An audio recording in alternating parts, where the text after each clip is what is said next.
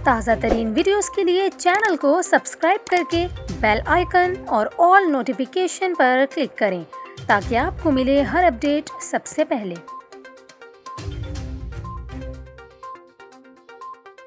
और अभी आपको खबर दें, वफाकी हुकूमत ने कलअदम तहरीक लब्बैक पाकिस्तान के खिलाफ मुकम्मल ऑपरेशन का फ़ैसला कर लिया है।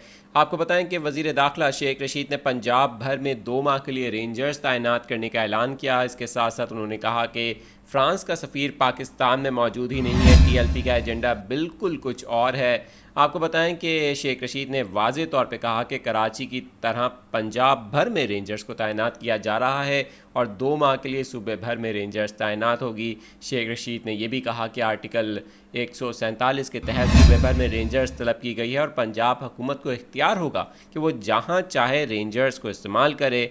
उन्होंने कहा कि इंसदाद दहशतगर्दी एक्ट के इख्तियारात भी पंजाब हुकूमत को दिए जा रहे हैं।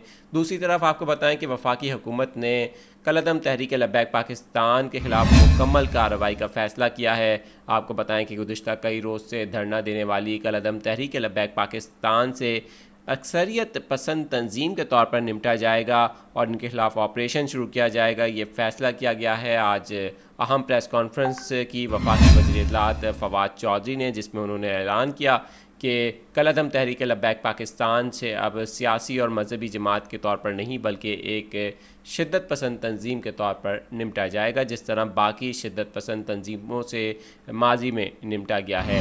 आपको बताएं कि दूसरी तरफ पंजाब के मुख्तलिफ इलाकों में रेंजर्स ने कंट्रोल संभाल लिया है ताकि अमन अमान की सूरत हाल को काबू में रखा जा सके।